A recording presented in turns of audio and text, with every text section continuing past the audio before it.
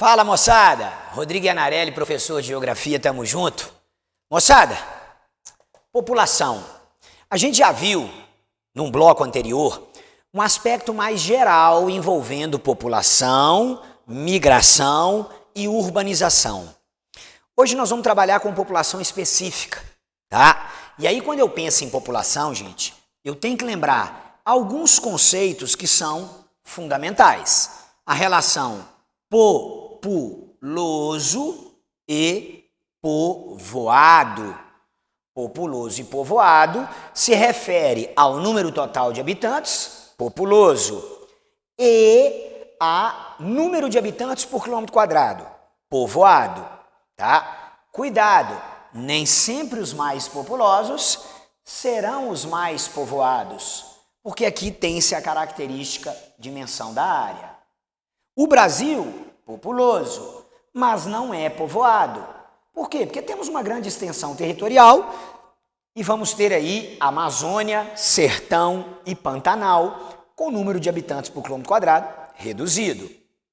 Outro aspecto que é importante ressaltar sobre a população, gente, é uma taxa extremamente cobrada, que é a taxa de fecundidade. Essa taxa de fecundidade, gente, ela vai incidir diretamente na natalidade e no crescimento vegetativo. Algo que deve ser ressaltado e também tem a sua importância dentro do aspecto populacional a essa taxa de fecundidade são os países que têm problemas com relação a ela.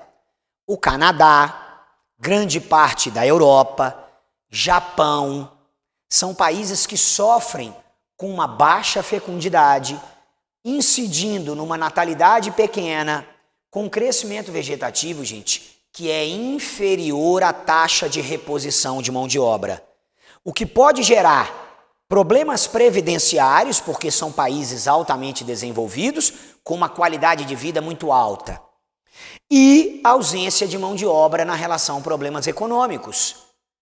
Há necessidade de fluxo migratório, há necessidade de incentivar a natalidade, mas nem sempre isso funciona. E ainda, gente, com relação à população, eu gosto sempre de lembrar, hashtag as teorias demográficas.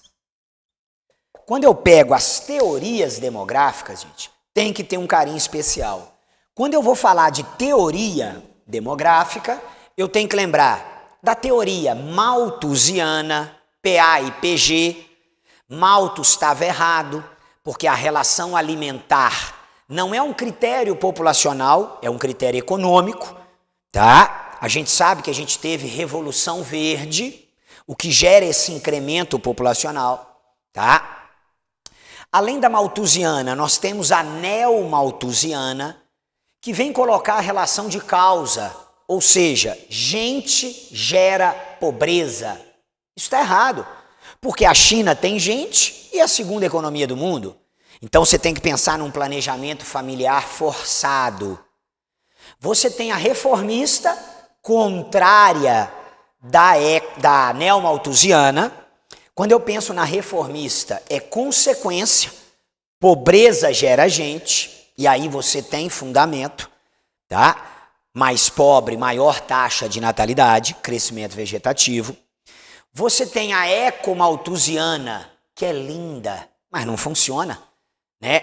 Você está falando aí de impacto, qualidade de vida, meio ambiente. E você tem o processo de transição demográfica. Toda a sociedade num processo evolutivo, com crescimento lento, depois uma explosão, depois um equilíbrio, para a gente pensar no envelhecimento. Os países que vivem o envelhecimento passaram pelo terceiro estágio de forma completa. Questão do Enem, tá? O Brasil está no início do seu terceiro estágio. Transição segundo, terceiro, caminhando para o terceiro. Tá? Então isso mostra aspectos populacionais que são fundamentais. para que a gente faça o elo de ligação com fluxo migratório, urbanização e a própria indústria. Tranquilo?